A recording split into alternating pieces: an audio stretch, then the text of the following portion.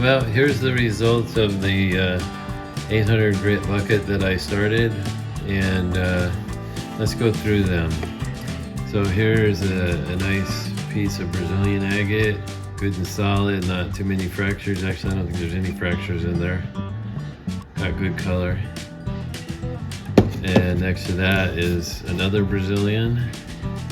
It's got all kinds of stuff going on here. There's some less than desirable junk on the outside edge, but that's typical with just plain old rocks. So, and then in here there's a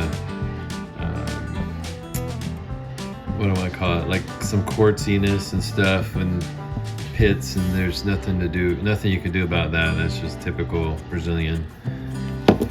There's another Brazilian. It's got some, starts with banding and then it kind of starts to go to a water line, but nice pastel colors, I guess. Then we move to a India black skin agate. It's good and solid. Got some interesting patterns in there. And then back to Brazilian agate with a little quartz pocket in the center. back to lighter colors. Next is a piece of petrified wood that is, in my opinion, mediocre. I mean, I got a good polish on it and stuff, but I'm not the biggest fan of petrified wood, so this will probably get donated to a club for a silent auction or something like that. And next to that is another piece of petrified wood. Now this is kind of a slab. Same thing, there's pits and divots in it, which is very common with petrified wood. I don't know if you can see it, but there's one right there. This white spot as well. And so that's part of the reason why I'm not the biggest fan of petrified wood. This will probably also get donated to a club. Here's a nice little piece of Laguna agate. It's got a slight purple tinge to it. Nice banding, a little tiny crystal pocket. That was why people say, well, why did you try cutting it thin to see if it irised? Well, because iris, I'm not a huge fan of iris, so I'd rather keep it out as a display piece. There's an end cut of a Brazilian agate. It's got a nice little pattern in it. It's also got lint on it, sorry. And it surprisingly was better than I expected, so that's good. Now this is a good example of a Moroccan Berber agate, I think is what they call it. And sometimes the skin is red. In this case, it's kind of a pink, but inside this nice little pocket of good color agate.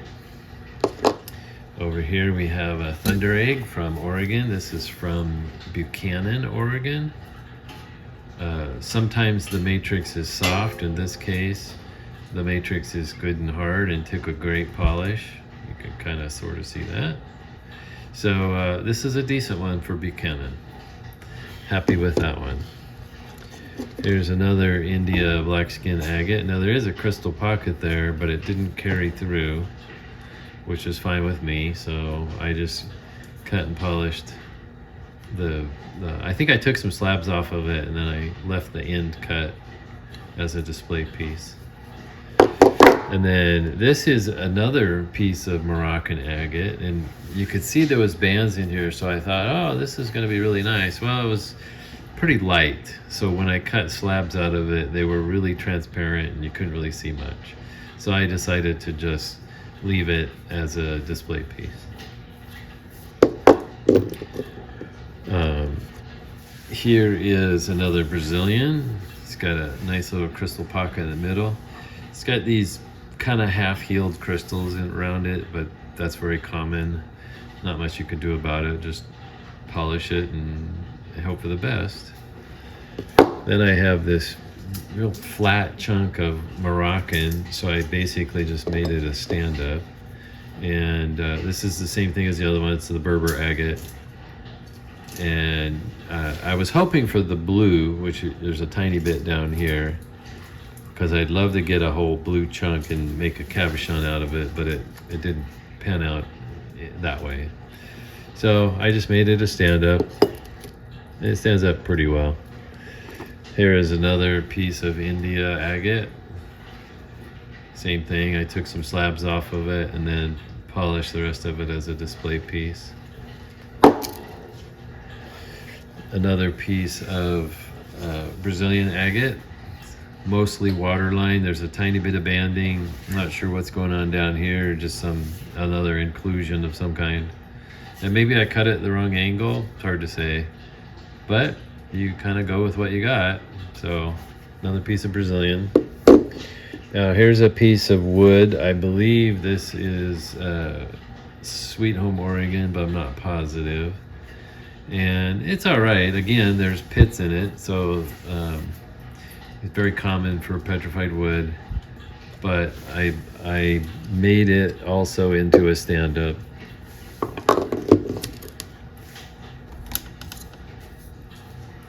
So it makes for a nice display piece. I don't know if I'll keep it or not. That's hard to say. And then this is a another Moroccan agate. I think Richardson says it's from the Apple Valley, whatever that means, wherever that location is. And I just noticed the other day my wife was wearing a pendant that I made, and it was out of one of the slabs from this rock. So I showed her to this, and she thought it was pretty cool. Not that she wants to keep the stone, but she likes the pendant. So these were all at up to 800 grit. I obviously did the work on them. I just don't know what happened to the prior footage, and I'm not going to go try and find it. So you're getting the shortened version, I guess, is the best way to say it. And there you go. So a bunch of pieces polished and ready for display.